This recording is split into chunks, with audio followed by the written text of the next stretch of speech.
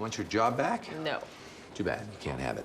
The whole point of really everybody else on the planet on this show is how does House relate to them? And the guest cast, we get we get a nice moment of that. But the regulars, we get to milk that. But we wanted to bring in some fresh faces. We didn't want to just keep doing Cameron has a crush on House over and over again.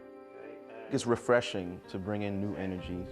The audience got used to sort of the same formula for 3 years, and you know, we kept them on edge, but I think that the audience was ready for a change, and our characters had dramatic, exits from the show last season. I don't really care if Foreman stays or goes, but You're fired. We knew we were sort of boxing ourselves into a corner, having all of House's team quit, and how are we going to handle that? My resignation letter. House just doing job interviews sounded entertaining for about the first 45 seconds. And it just suddenly struck me. Who is this man?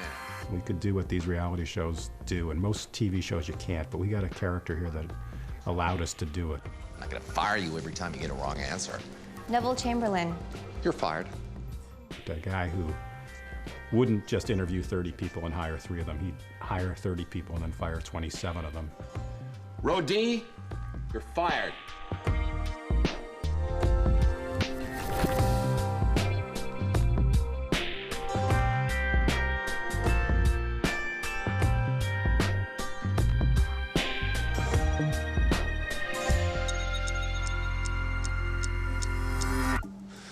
$13.32.39. Get Osama an EEG, MRI, and angiogram. How many of you think that Oswald acted alone? If by alone you mean that he was unaware that the CIA... Oh, shut up. Well, the survivor angle, from my point of view, selfishly, which is how I think, was pretty harrowing, actually, because I was essentially having to perform to a live audience, not a big one, but 40. It was a live audience every day, and one of the supposed advantages of doing a single-camera drama is that you're spared the pressure of a live audience, and there was I having to act every day, and imagining, of course, that they were all sitting there with their arms folded, thinking, is that the best he could do? Thank you all for coming to Tribal Council. For the other actors, it's of course actually incredibly similar to an actor's usual experience. There were 40 actors going for 3 roles. That's the actor's lot. For all I know, they went to 40 different people to play House. But only came up with 1, unless they've got 2 more waiting in the wings, which would be great. We all knew we'd have at least a few episodes on the show, and just having 1 episode on House is a really positive thing for any actor. So we were happy to have that, and then when we realized that it would become a kind of tense situation with everyone wondering whether they would last and who would end up being part of the last 2 or the last 3, we didn't know what that would be. When we realized that was kind of awkward, we just decided the only way to deal with it was through having a sense of humor. So we just laughed through the first 12 episodes. Although it was not a conscious decision, I must say. We didn't say, this is tense, let's laugh about it. It was sort of a natural, I think we all got along. We all got along shockingly well. It was really sort of nerve-wracking and fun to meet everybody and start to be a part of this family that you didn't know if it was going to be your permanent job or you were going to be gone in a week or anything like that. And I think, especially Eddie and Cal and Olivia and Peter and I all bonded really fast because we were all in this crazy position of like, what's gonna happen? Oh, forgot to mention. Final case. Get it right, you're hired.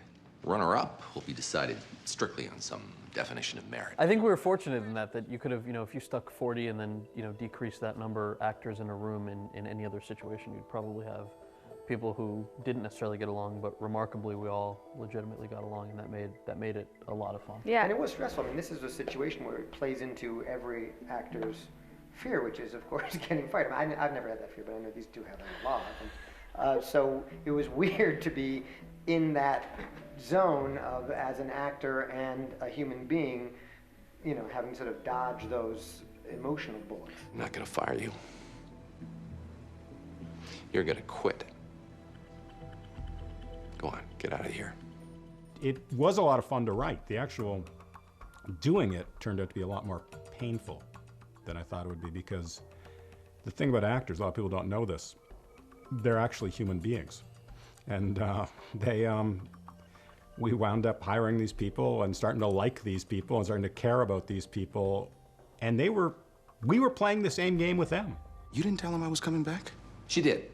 I said no. When your extended job interview / reality TV show killed a patient, you lost your veto power.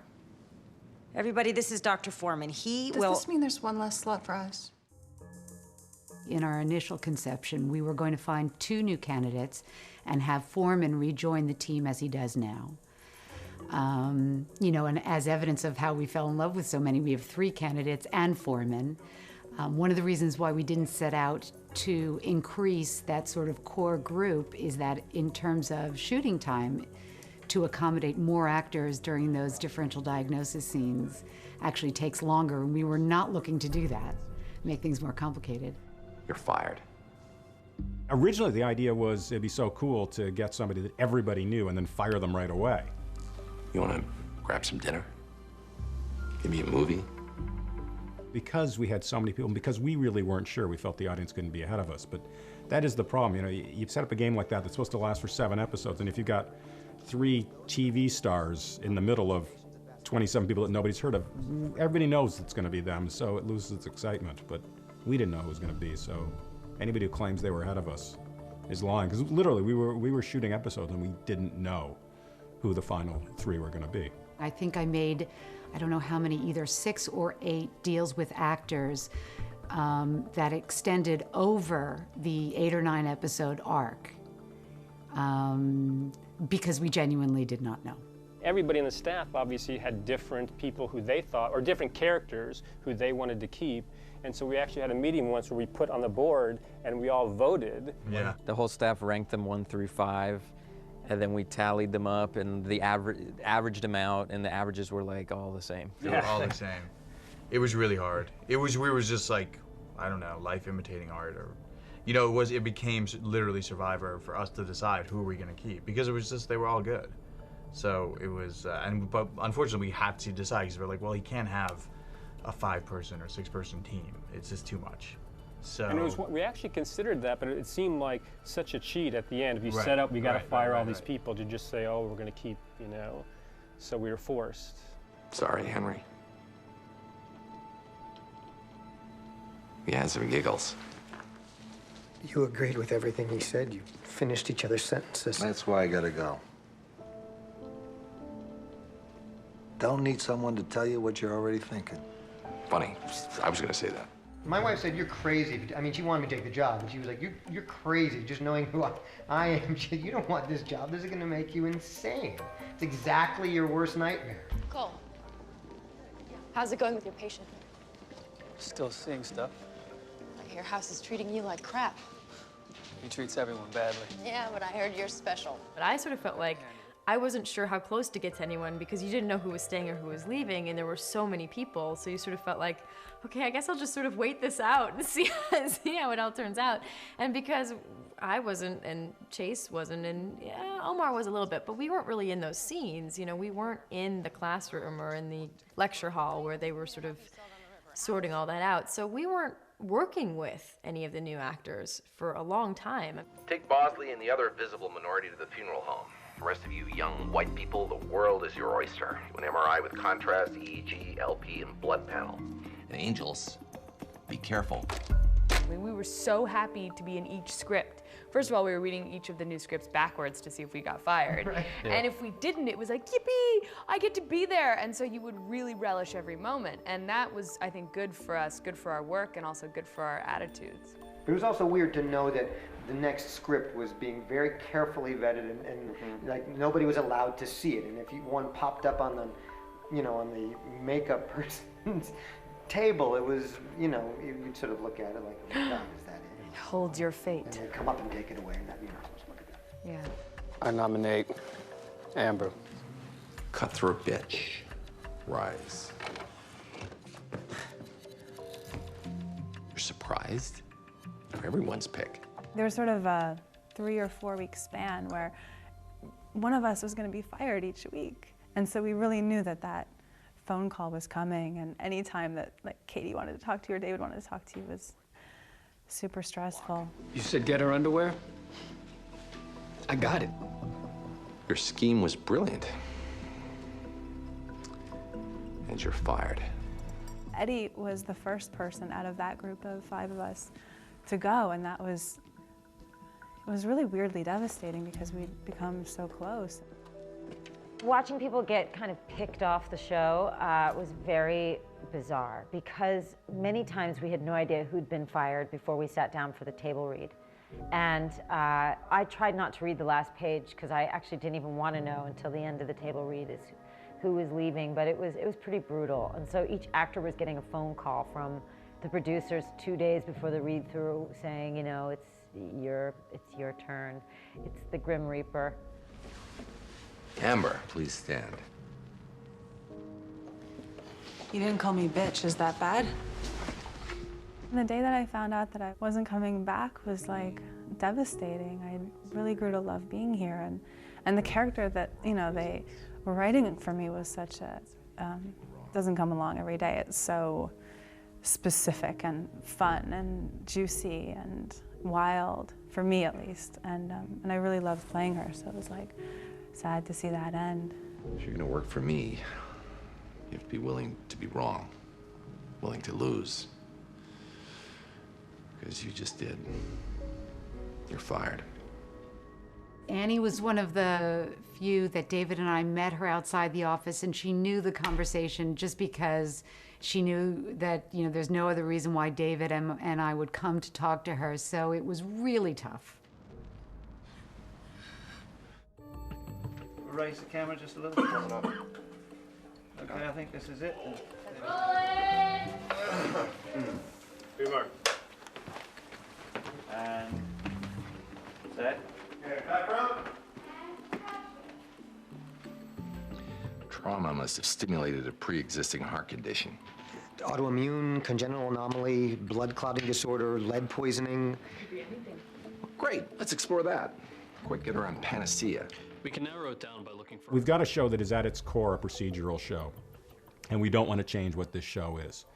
And the procedure allows you to demonstrate stuff with the characters and to do stuff with the characters, but you've also got to do a lot of medicine in there.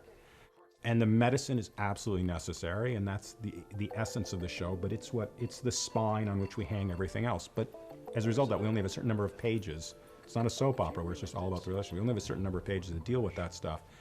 And we've now got 3 more people on our show than we used to, and I like them all, and it's really going well, but it does become a challenge to give everybody their due. The rest of you search her apartment. Toxins, heavy metals, drugs, anything that might make her heart race.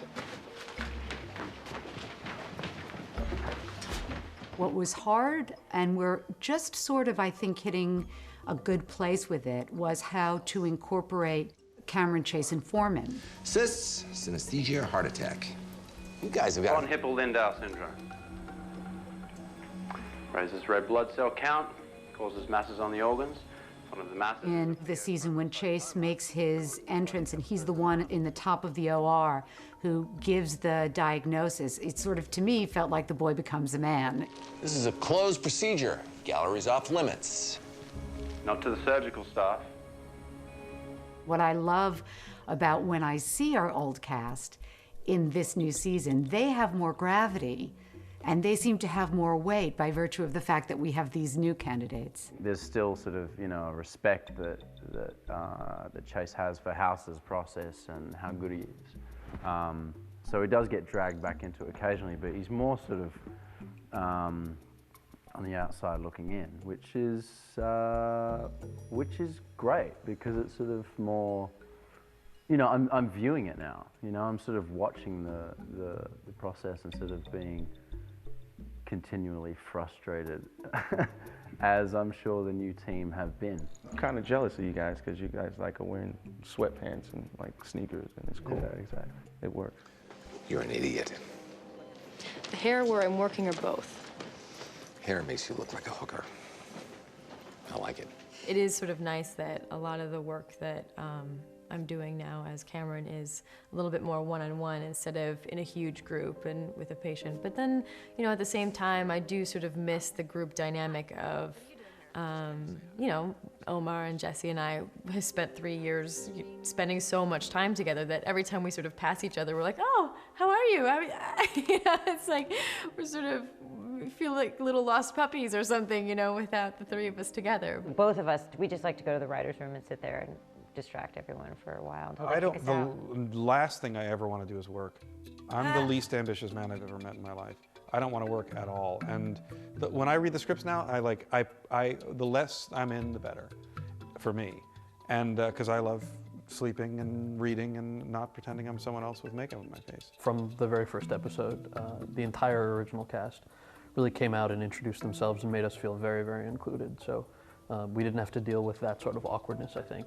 Olivia is a genius. Peter, he's okay. Cal, trash. Terrible actor.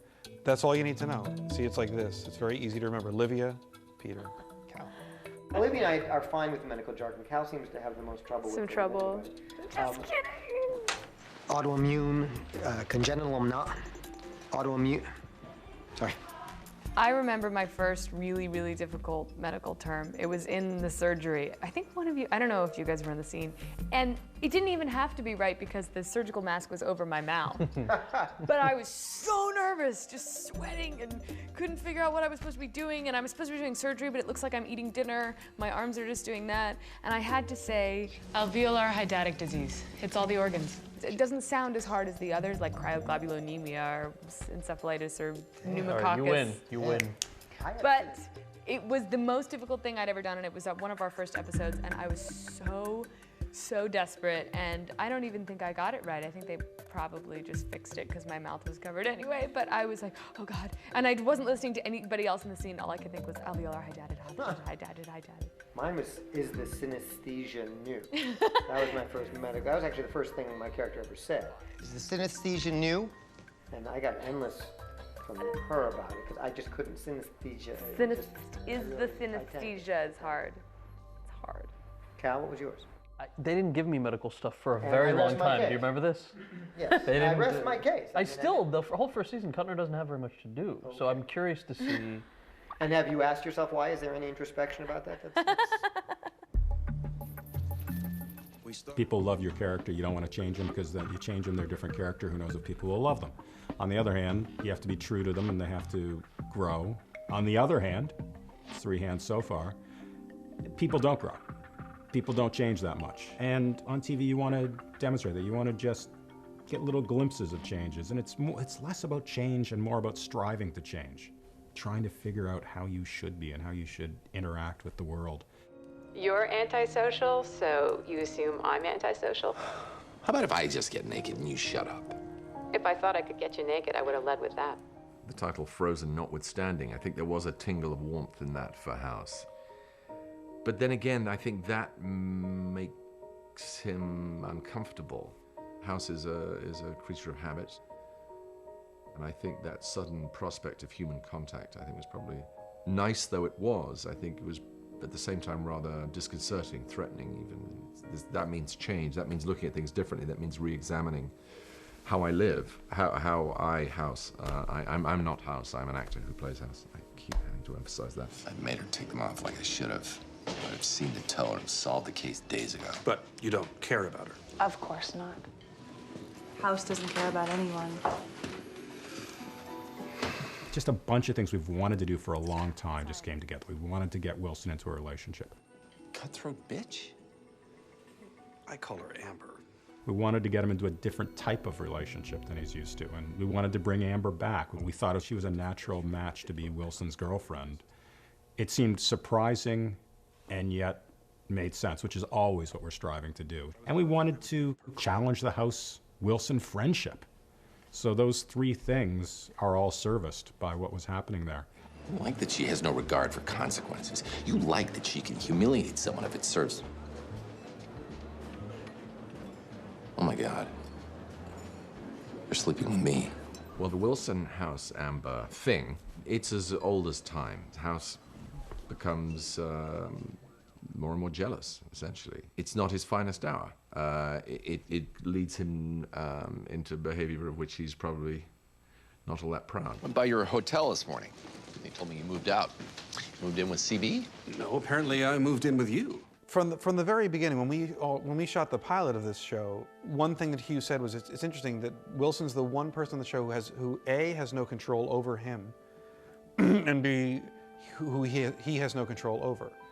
There's no power in our relationships. I'm not above him and he's not above me. So we actually, I think it's a very smart person to put in the show, that character, especially when the central character is a guy like House. And that's kind of coming home to roost now.